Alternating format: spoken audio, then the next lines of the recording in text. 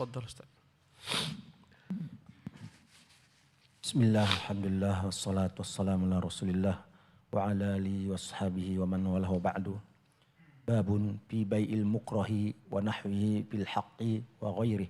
Qultu asnada fihi hadits Abi Hurairah al-ati. Bismillahirrahmanirrahim. Alhamdulillahi rabbil alamin. Wa sallallahu wa sallam wa baraka ala abdihi wa rasulih Muhammadin wa ala alihi wa sahbihi ajma'in. Amma ba'd. Rabbi syrah li sadri wa yassir li amri wa hlul 'uqdatam min lisani yafqahu qawli. Allahumma aftah alaina hikmataka wanshur alaina min khazain rahmatika ya azizu ya wahhab. Allahumma ya muallima Ibrahim allimna wa ya mufahhima Sulaiman fahimna. Qala al-Bukhari rahimahullah, Kitabul Ikrah. Babun fi bai'il al-mukrahi wa nahwihi fil haqqi wa ghairihi. Berkata Imam Al-Bukhari rahimahullah, bab Kitabul Ikrah, bab tentang jual beli dalam keadaan terpaksa dan yang semacamnya dalam perkara yang hak dan lain-lainnya. Hukum asal jual beli adalah harus sama-sama dengan rela. Bagaimana kata Allah Subhanahu wa taala, ya, antaradin minkum illa an takuna tijaratan antaradin minkum. Kecuali jika dia adalah merupakan jual beli perdagangan yang kalian sama-sama rela. Nah, maka tak boleh ada paksaan dalam bab jual beli. Ya. Tapi dalam keadaan tertentu orang harus menjual barangnya. Ya. Misalnya dia terlibat utang dan dia tak bisa membayar hutangnya.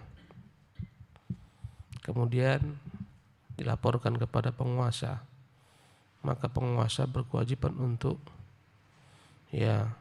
memerintahkan pemilik barang tersebut untuk menjual barang-barang yang ada untuk melunasi hutangnya. Yang kita sebut dalam bahasa Arab al-hajru. Al-hajru fil iflas. Ketika dia bangkrut, hutang yang banyak, masih ada aset, maka ketika penguasa memerintahkan dia jual barang-barangmu atau penguasa mengambil alih menjual barangnya, maka jual beli ini adalah jual beli yang sah. Menjual asetnya, rumahnya contohnya, diambil oleh penegara untuk dijual. Rumahnya, mobilnya dilelang. Walaupun dia tak ingin menjualnya hakikatnya, tapi karena ada hajat yang begitu urgen, walaupun dengan berat hati wajib bagi dia menjual. Ya. Dan dalam hal semacam ini jual belinya tetap sah. Tak dimasukkan dalam bentuk jual beli yang terpaksa, tapi lebih dekat kepada jual beli dalam perkara yang sifatnya darurat.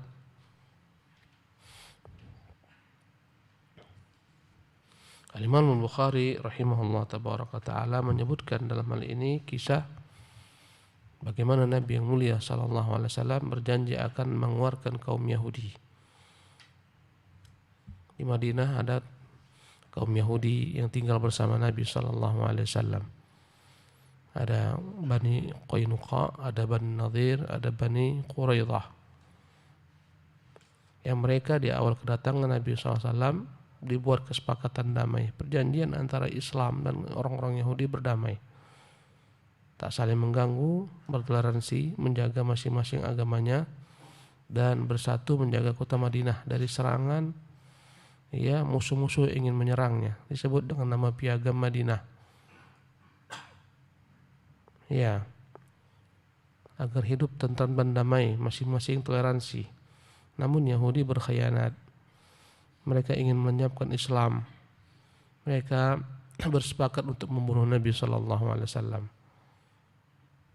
Mereka melecehkan kaum muslimat dan mereka mengkhianati perjanjian pada perang Ahzab. Dengan itulah Nabi yang mulia sallallahu alaihi wasallam mengusir mereka. Berkata Imam Al-Bukhari rahimahullah tabaraka ta'ala dari hadis Abu Hurairah.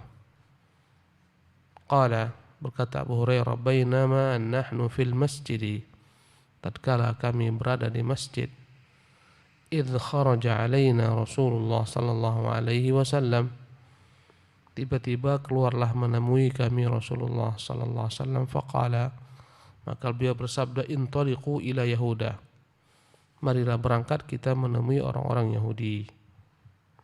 Fa kharajna ma'ahum, kami pun keluar mengiringi Nabi sallallahu alaihi wasallam, hatta ji'na baital midras, sampailah kami di rumah ibadah kaum Yahudi. Mereka menyebutnya Baitul Midras. Ya, antara bahasa Yahudi dan bahasa Arab begitu dekatnya, banyak sekali kesamaannya, mirip. Ya, midras, kita madrasah, midras, tempat belajar, tempat beribadah. Kami pun mendatangi tempat ibadah mereka. Ya.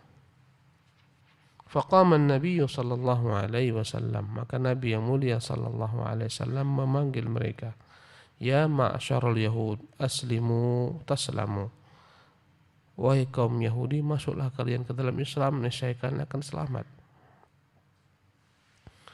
Yang zahir di sini adalah sisa daripada kaum Yahudi yang tertinggal, terluput daripada Yahudi yang telah diusir Nabi yang mulia sallallahu alaihi wasallam. Karena hadis ini adalah hadis Abu Hurairah. Dan Abu Hurairah masuk Islam setelah penaklukan kota Makkah tahun ke-8 Hijriah. Sementara pengusiran terjadi sebelum penaklukan kota Makkah. Zahirnya hadis ini terhadap sisa daripada kaum Yahudi yang tinggal dari Ahlul Zimmah. Ya. Karena sebagian besar mereka semuanya telah terusir. Ya. Maka ada beberapa orang yang tertinggal, inilah yang dikatakan Nabi yang mulia SAW. Ya ma'syarul yahud aslimu taslamu. Wahai orang-orang Yahudi, masuklah kalian ke dalam Islam, niscaya kalian akan selamat. Faqalu, maka mereka berkata, qad ballaghta ya Abul Qasim, engkau telah menyampaikan wahai Abul Qasim. Ya. Maksudnya bahwasanya mereka tak menerima Islam. Kami telah mendengar apa yang kau sampaikan, hanya sampai tingkat mendengar saja. Kami tak ingin masuk Islam.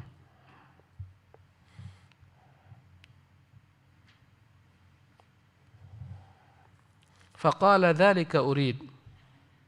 Kata Nabi, itu yang kuinginkan. Maksudnya kalau kalian sudah mendengar, masuklah ke dalam Islam. Tsumma qala hatsaniyah.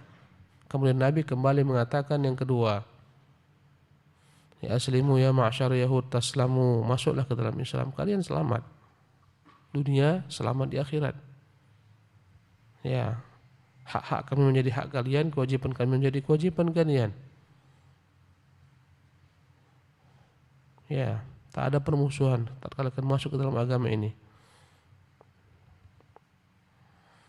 Kembali mereka menjawab, qad ballaghta ya Abul Qasim, engkau telah menyampaikan pesanmu hai Abul Qasim, kami telah menerima pesanmu, tapi tak mau tunduk padanya, sekedar dengar saja. Kami sudah dengar. Ya, tak berguna bagi mereka pendengaran mereka, karena yang diinginkan Nabi bukan sekedar mendengar, tapi tunduk mengikuti apa yang mereka dengar. Banyak orang-orang mendengar, hanya sekedar mendengar. Bahkan kaum muslimin juga banyak yang mendengar ayat, mendengar hadis, tapi sekedar mendengar, tak tunduk kepada apa yang didengar. Tsumma qala tsalitsata faqala, ya, kemudian Nabi berkata, kali yang ketiga masuk Islamlah kalian wahai kaum Yahudi, kalian selamat. Kata mereka, engkau telah menyampaikan wahai Abul Qasim. Faqala, maka Rasulullah berkata setelah yang ketiga, i'lamu, ketahuilah, annal ardu lillahi wa rasulihi, bumi ini adalah milik Allah dan milik Rasulnya atas pemberian Allah Subhanahu wa taala. Allah yang telah memberikan kepada Nabi yang mulia sallallahu alaihi wasallam. Wa inni uridu an ujliyakum, sesungguhnya aku ingin mengeluarkan kalian, mendeportasi kalian. Bahasa kasarnya mengeluarkan kalian, mengusir kalian. Dan itu hak Nabi SAW.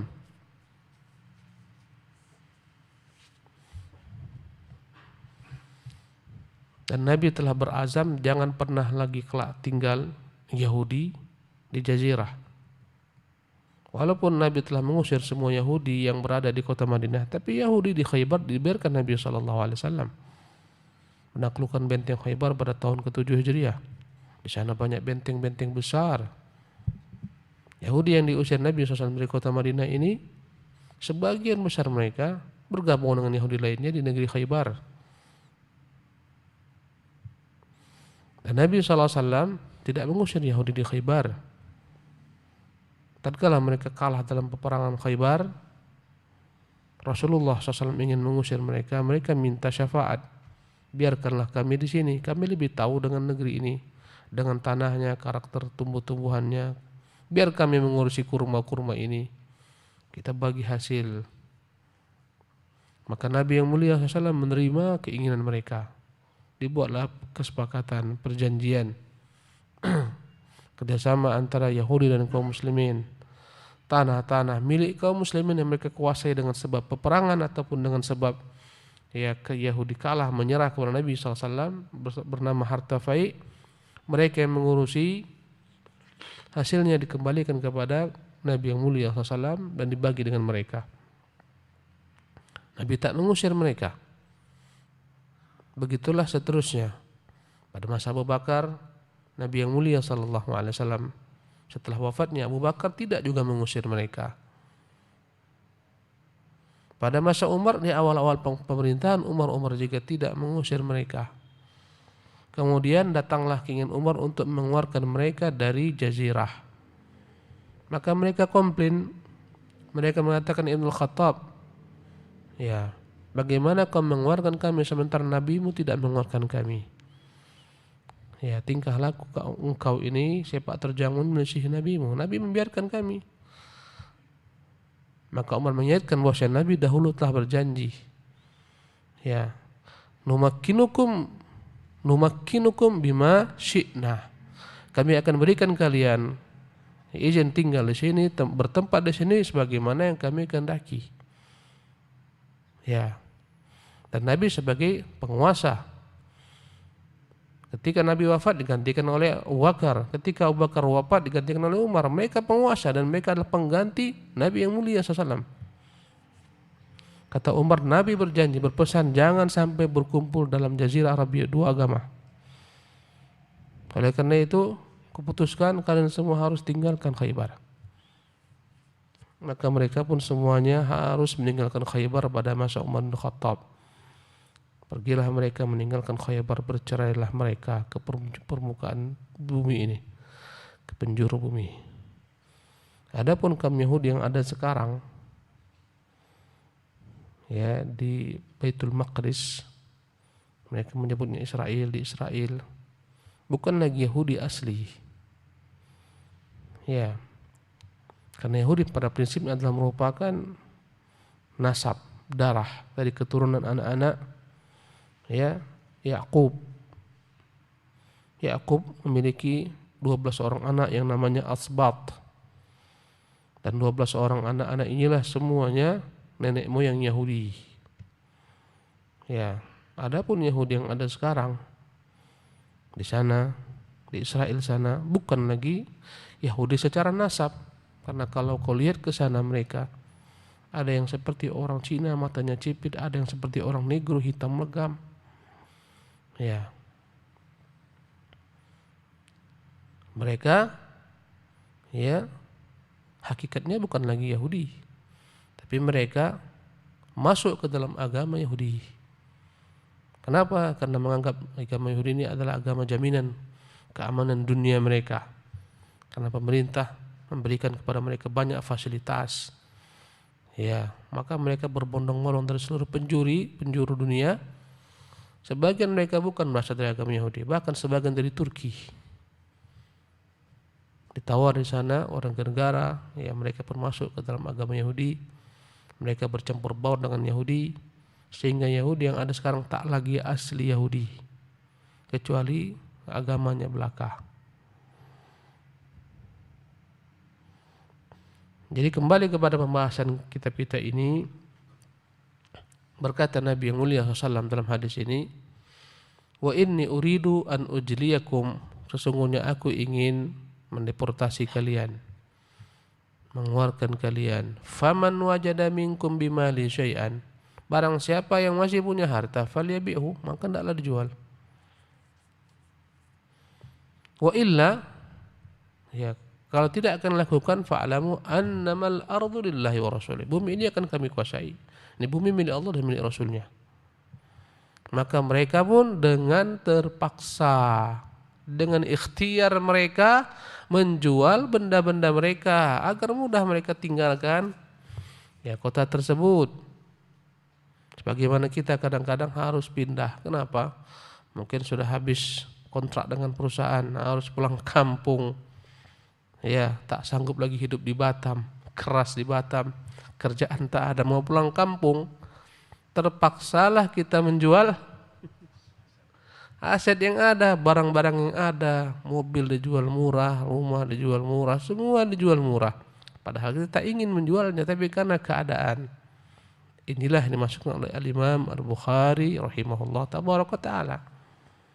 Ya, hukum menjual beli dengan unsur keterpaksaan, lebih lekat dengan makna ya, karena dalam keadaan darurat, bihaq, dengan kebenaran.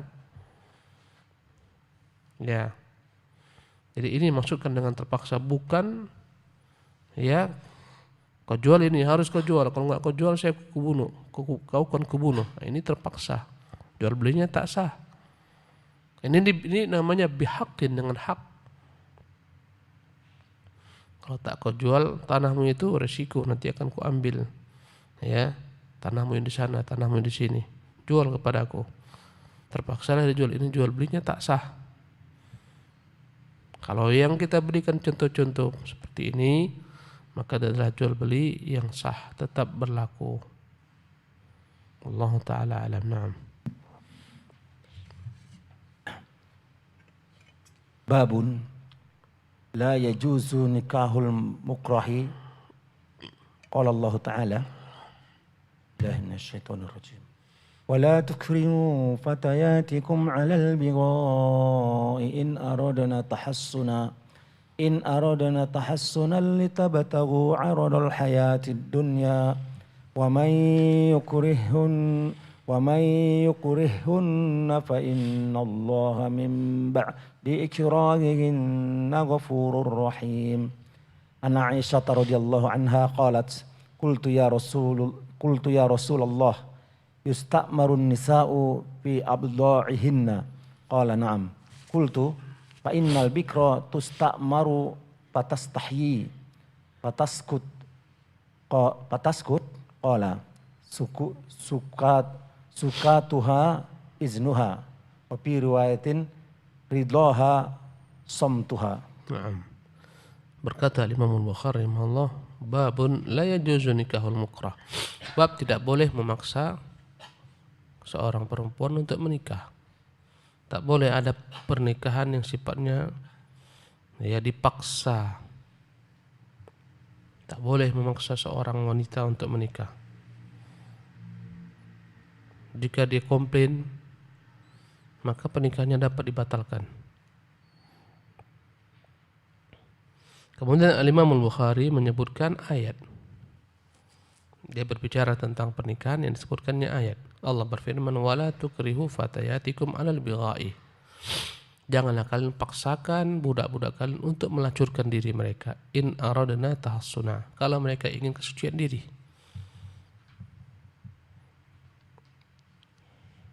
Budak-budak milik tuannya. Pada masa jahiliyah, tuan-tuannya itu mempekerjakan budaknya untuk melacur.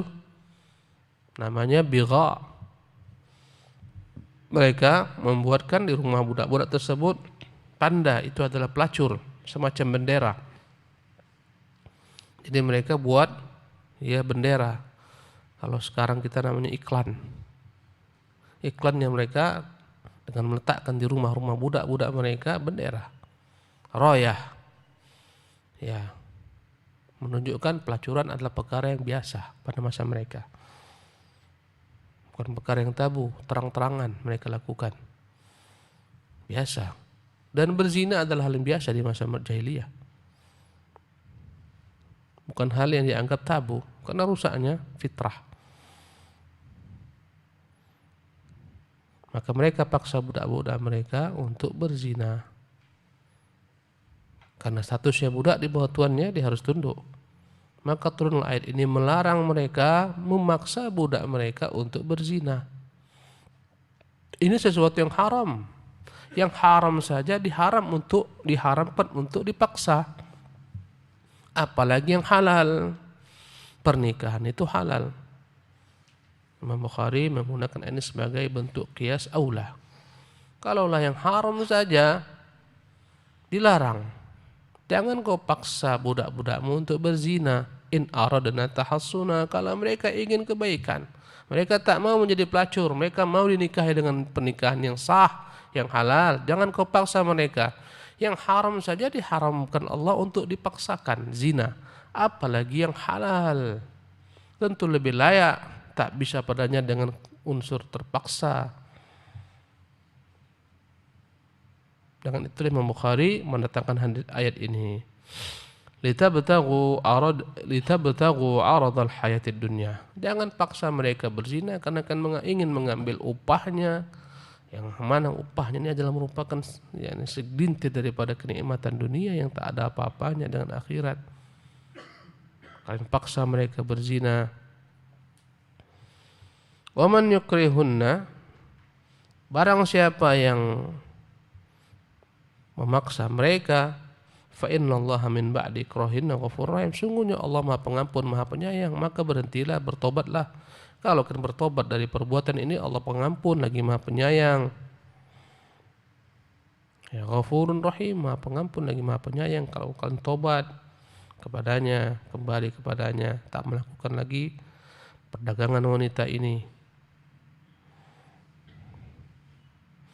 An Aisyah radhiyallahu anha qalat, dari Aisyah semoga Allah meridhoinya, dia berkata, qultu ya Rasulullah, aku pernah bertanya, wahai Rasulullah, yusta'marun nisa'u fi abdha'ihinna, apakah wanita harus dimintai musyawarat, persetujuan pada kemaluan-kemaluan mereka? Maksudnya kalau mereka ingin dinikahkan, karena nikah adalah tujuannya adalah untuk melampiaskan syahwat, menghalalkan kemaluan wanita yang tak halal kecuali dengan jalur pernikahan.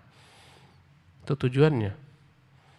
Ya, tentu tujuan lainnya adalah untuk menciptakan rumah tangga mawaddah dan sakinah. Tujuan lainnya adalah untuk menciptakan, melahirkan keturunan-keturunan menjadi pewaris agar bumi ini makmur. Ini tujuan-tujuan pernikahan. Ya. Maka Allah buka jalan ini, karena kalau ditutup jalan ini binasa manusia, rusaklah manusia. Ya, karena itulah ketika jalan menikah ditutup, orang berzina. Ketika pernikahan dia bersulit, orang memilih berzina. Sebagian tradisi, sebagian kebiasaan orang-orang membuat pernikahan sulit. Laki-laki harus terpakur, termenung-menung. Ya, sebagian stres setengah gila karena tak bisa nikah. Baru bekerja maharnya 50 juta minimal. Hantaran 50 juta ada 100 juta. Pusing kepalanya. Ya, sementara dia sudah keadaan ingin menikah. Sementara perempuan pun demikian pun pula ingin dinikahi, tapi karena hukum tradisi mereka bermasalah. Subhanallah. Sebagian mereka bahkan lari, kawin lari. Kawin lari. Kawin tanpa si izin wali. Ini masih mendingan. Walaupun tak siapa yang menikahkannya, mungkin penghulu, ya mungkin hakim. Mereka kelabui, sebagian mereka berzina lebih dahulu. Kalau sudah zina, nyerah keluarga, mau diapakan, nasi telah jadi bubur. Tak kita nikahkan, bunting kawan nih. Siapa yang bertanggung jawab? Udahlah nikahkan. Maharnya berapa? Berapa kau bisa? Tak bisa pun udahlah, kami yang nanggung semuanya. Jadi jahatlah manusia. Gara-gara manusia agama. Padahal agama ini mudah. Ad-dinu yusrun, agama itu mudah. Ya. Nabi ketika menikahkan putrinya kepada Ali bin Abi Thalib, Fatimah, kata Ali, apa yang bisa kau berikan? Kau kan punya baju besi yang kau dapat pada perang Khaybar, itu jadikan mahar, baju besi maharnya. Ya, banyak yang meminang Fatimah, Nabi tak nyaman. Maka Rasulullah tawarkan kepada Ali, Fatimah itu banyak yang minta, gimana kau ya Rasulullah? Apa yang bisa kuberikan? Kau ingat baju besimu? Itu jadikan maharnya. Nikahkan Rasulullah SAW dengan mahar baju besi. Tak pernah pun Fatimah pakai baju besi itu. Subhanallah. Mudah. Kita aja bersulit diri. Ketika dia bersulit dalam pernikahan, berlomba-lomba orang berzina. Berzina murah. Menikah sampai puluhan juta, ratusan juta. Berzina paket hemat. Ada yang mungkin 500.000, 250.000, ada yang 1 juta, tergantunglah kelasnya. Maka orang berbondong-bondong memilih berzina. Subhanallah. Maka dalam Islam dibuka pintu ini tapi dengan jalan halal. Silakan. Tak cukup kau satu, dibuka pintu yang kedua. Ta'adud. Tak cukup 2, pintu ketiga. Allah mudahkan. Ya, sebagaimana Nabi SAW menikahkan sahabat-sahabatnya dengan hal yang mudah. Ya. Berkata Rasulullah kepada Abdurrahman, ya, aulim walau bisyatin. Ketika dilihatnya tangan Abdurrahman, ya ada warna merah karena memakai hinai, menunjukkan dia baru menikah. Kata Rasulullah, tazawwadta ya Abdurrahman, kau baru nikah? Iya ya Rasulullah. Kata Rasulullah, ya, aulim, buatlah walimahnya walau bisyatin, walaupun 1 ekor kambing. 1 ekor kambingnya. Pada masa mereka 1 ekor kambing itu tak mahal karena banyak orang masing-masing punya kambing, murah. Sebagian tempat kambing juga murah, di Batam aja agak mahal sedikit. Walau bisyatin, ya, kurang daripada itu pun ada. Datang seorang perempuan, ya Rasulullah, wahabtu nafsi laka, kuserahkan diriku untukmu. Maksudnya untuk dinikahi. Dan dibolehkan dalam Islam seorang perempuan menyerahkan dirinya kepada Nabi untuk dinikahi Nabi jika Nabi ingin. Kata Allah, ini mur'atun wahabat nafsaha lin Nabi, jika ada seorang perempuan menghibahkan diri kepada Nabi. Wa arada an-nabiyyu an yastankiha, kalau Nabi ingin menikahinya, khalisatan laka, ini khusus untukmu, spesial untukmu. Tanpa mahar. Maka Rasulullah melihatnya dari atas ke bawah, dari bawah ke atas. Nabi tak ngomong, Nabi diam, tak mengucapkan sepatah kata.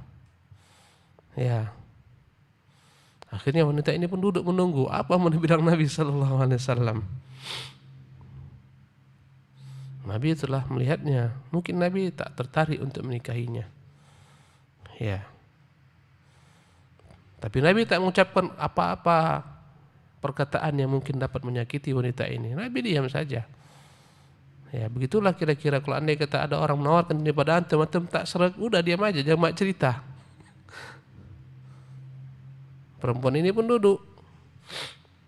Maka ada seorang sahabat ketika itu di majelis Rasulullah, illam yakun laka biha hajatun fazawwijniha. Kalau engkau tak ingin menikah Rasulullah, saya ingin dengannya. Nikahkan saya dengannya. Ya. Begitulah Allah ciptakan manusia berbeda-beda. Rasulullah sallallahu alaihi wasallam tak ingin menikahinya, sementara ada sahabat yang ingin. Kalau engkau tak mau Rasulullah, udahlah saya ajalah nikahi dia.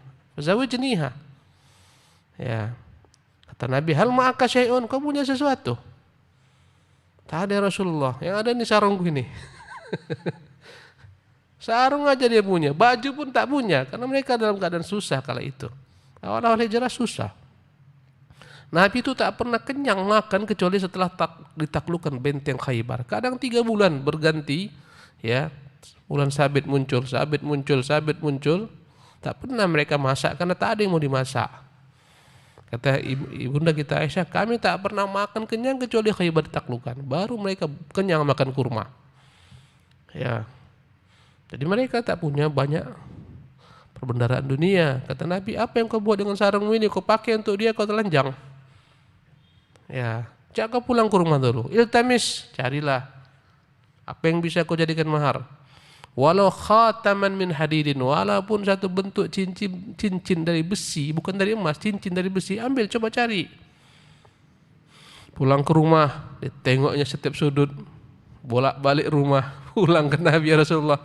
Wala khataman min hadid, ya Rasulullah, satu bentuk cincin besi pun tak ada.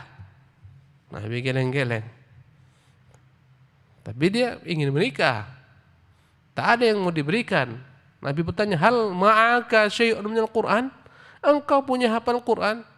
Bala ya Rasulullah, ya Rasulullah, aku hafal ayat ini, ayat itu. Nah, zawwajtukaha bima ma'aka minal Qur'an. Sudah, kunikahkan engkau dengannya, dengan apa yang ada padamu dari hafalan Quran, kau ajarkan ke dia. Maharnya adalah mengajarkan hafalan-hafalan Quran yang ada padanya. Subhanallah, enak mahar kayak gini. Artinya mudah, sederhana. Walimahnya pun tak payah. Ketika Rasulullah menikahi Sofiyah, ketika pulang dari Khaybar, ya Rasulullah singgah pada suatu tempat, Rasulullah buat walimah. Bagaimana walimahnya? Makanan-makanan yang ada dikumpulkan. Setelah itu diundanglah sahabat makan apa yang ada. Sebagian sahabat bawa makanan ini, bawa makanan itu. Udah, makan bareng-bareng. Enggak payah. Tinggal dihitung aja berapa orang, 100 orang. Pergi ke restoran Padang sana. Pesan 100 bungkus. Bagikan. Makan siang gratis. Selesai, mudah. Ini sewa gedung, sewa pelaminan, sewa ini, sewa tata rias 3 juta, gedung 30 juta. Menumpuk-numpuk hutang. Setelah selesai pernikahan pusing pengantin laki-lakinya. Subhanallah, karena hutang semua. Setelah itu berkelahilah mereka. Ya. Kembali kepada hadis ini.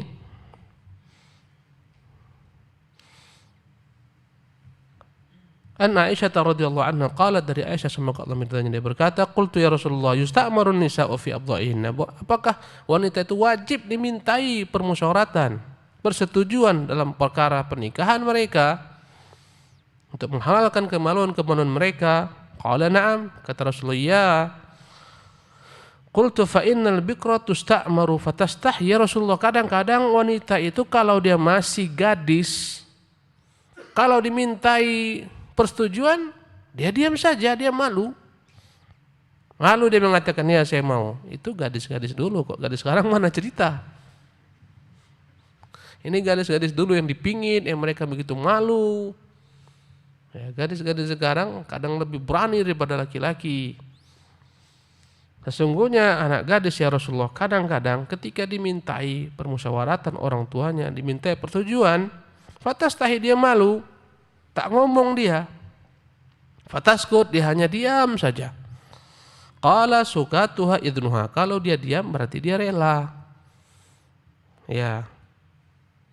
Wa fi riwayatin, dalam riwayat lainnya, ridaha samtuha. Kalau dia rela memang dia diam. Itulah kebiasaannya. Maunya kau dengan si fulan, senyum-senyum, dia tersipu-sipu. Maunya kau, diam dia. Berarti dia mau tuh. Karena dia malah mengatakan saya mau, ini wanita.